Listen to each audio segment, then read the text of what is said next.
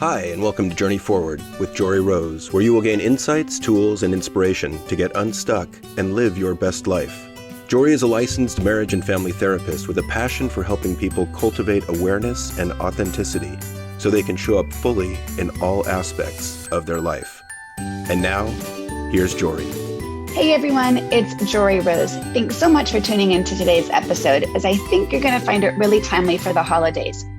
And if you'd like to join my Let Your Shit Go workshop, please check out the link in the show notes. I'm going to be guiding you through a meditation, ritual, and release to let go of all the shit from 2020 so you can create the space for what you want to bring in for 2021. This Let Your Shit Go workshop is on Wednesday, December 30th at 10 a.m. Pacific time. And of course, it's virtual, so I hope to see you there. Enjoy today's episode. I'm so happy you tuned in today because I think this is a really timely topic I want to talk about with the holidays, as this is Christmas week. But in whatever holiday you celebrate, it is always a time in which people focus so much on stuff and getting things and giving things.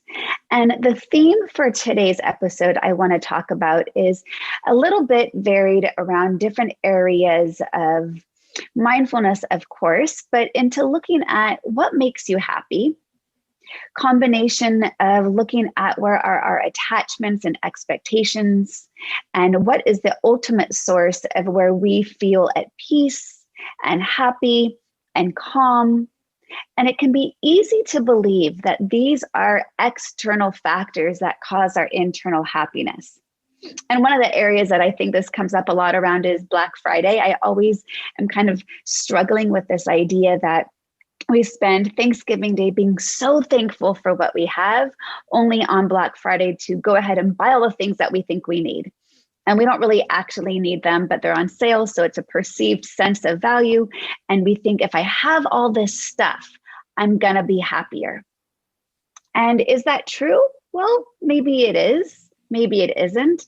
Maybe it's a temporary belief in instant gratification or that stuff is going to bring me peace, happiness, and joy. But what I really want to focus on today is this idea of how our presence can be the best present that we can give to those that we love most this holiday season. So in looking at the foundation of mindfulness, as I said, all of these recent episodes have been like little mini masterclasses in mindfulness. And if we look at some of the foundations and the root of where mindfulness comes from and why mindfulness is a practice to help reduce our suffering, because that's the foundation of it, is fundamentally, it's a human nature to have suffering exist. And the Buddha sought out to uncover, how can I reduce my suffering? And there's various ways in which we cause our own suffering. One of those is expectation. I often say expectation is the fastest path to suffering. What does that look like? Well, it's you creating a story in your head about how you want things to turn out. You start believing that to be the truth, the fact, the reality, when in fact it all derived from a thought. You know, we've talked in previous episodes of mindfulness of our thoughts and how we can get really stuck in a negative reactive cycle around believing our thoughts as truth and reality when in fact they are just thoughts. So when that comes in the form of expectation, we then have attachment to a particular outcome. And we're hoping and striving and clinging for this particular outcome to manifest with the belief that if only this is the way it all turns out, then I'll be happy. Well, one of the fundamental truths that we know is that the most constant thing is change.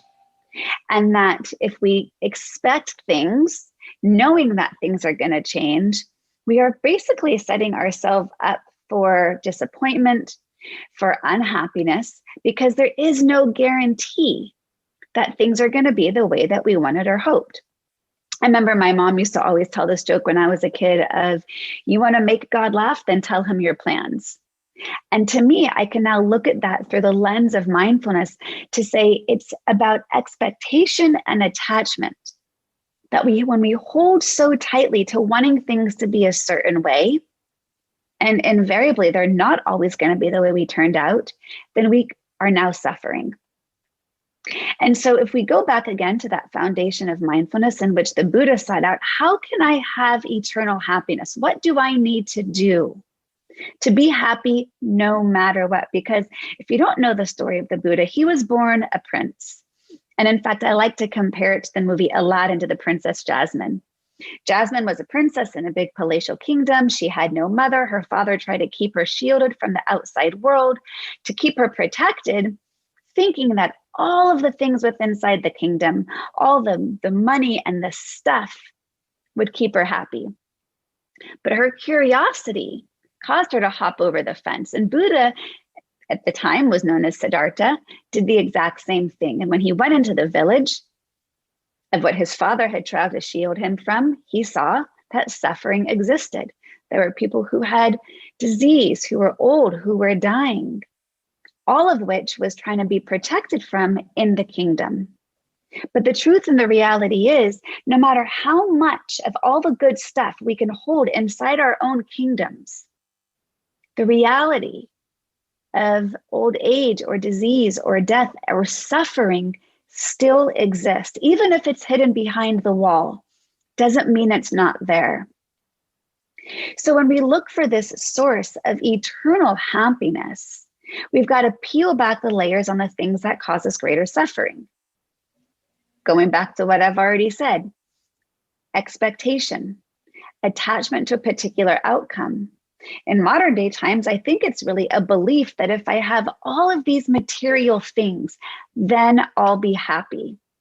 If I only get the newest iPhone or the newest, greatest device, or if I get all of that, the makeup or the clothes or the home, electronics, then I'll be happy. Well, perhaps it does a momentary increase in happiness, and then life is just going to go back to normal. It no longer will be novel. And then we're going to be searching for the next thing to keep us happy, to keep us fulfilled.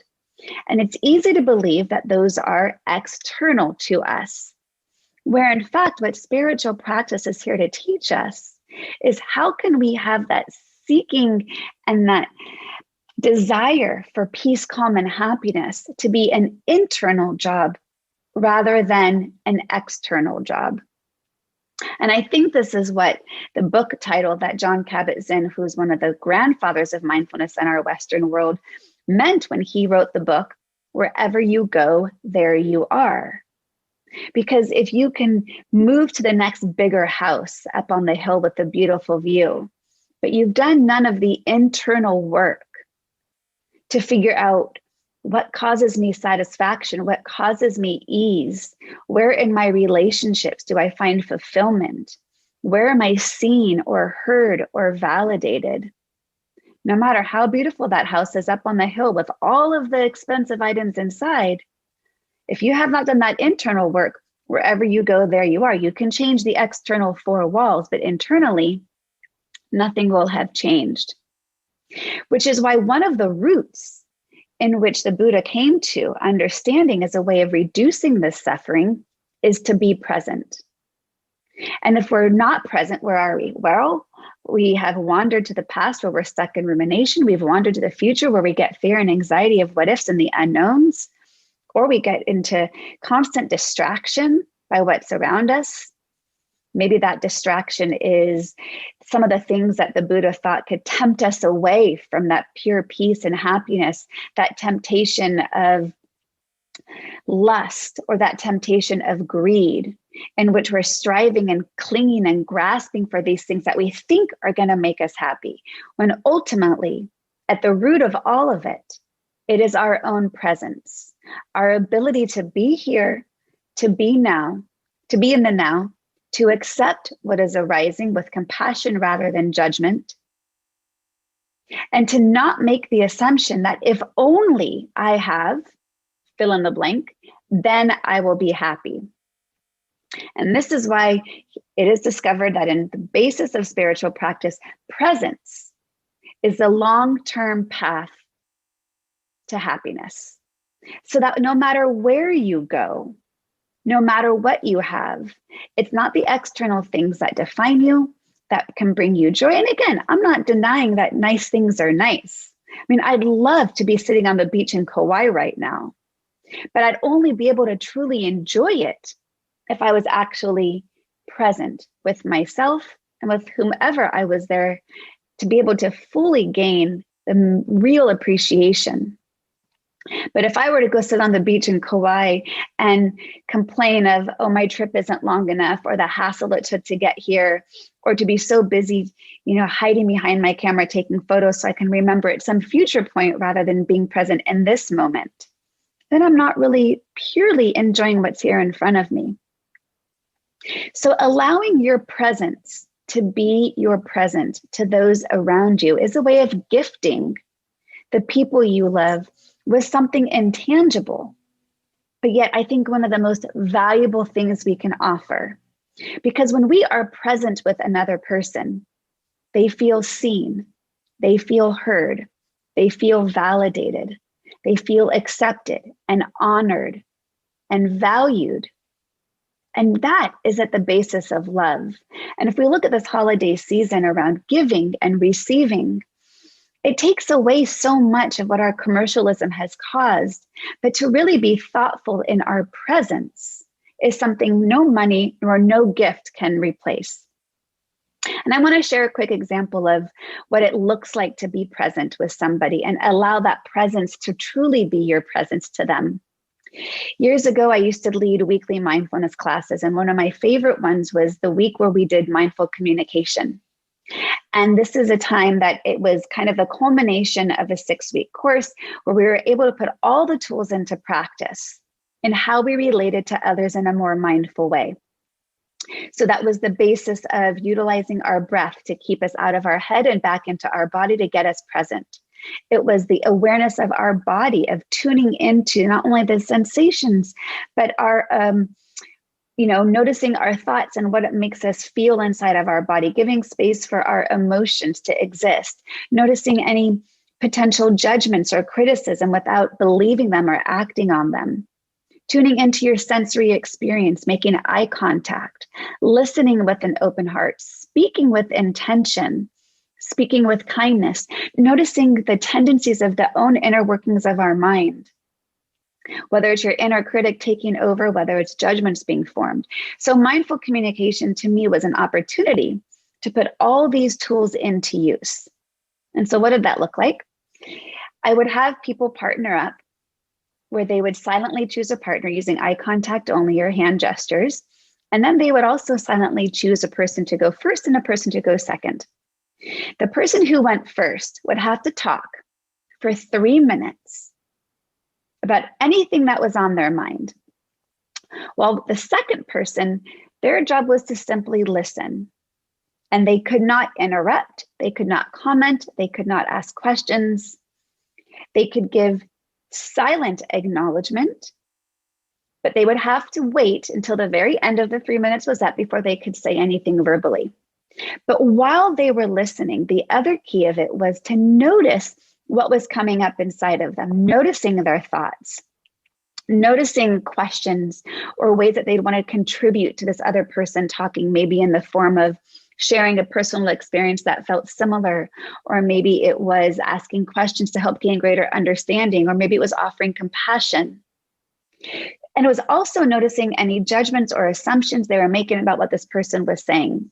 So simply noticing the inner workings of the mind, the patterns, the habits, the tendencies, and being mindful by just noticing it, but choosing not to act on it. At the end of the 3 minutes, I would have each person take a deep breath.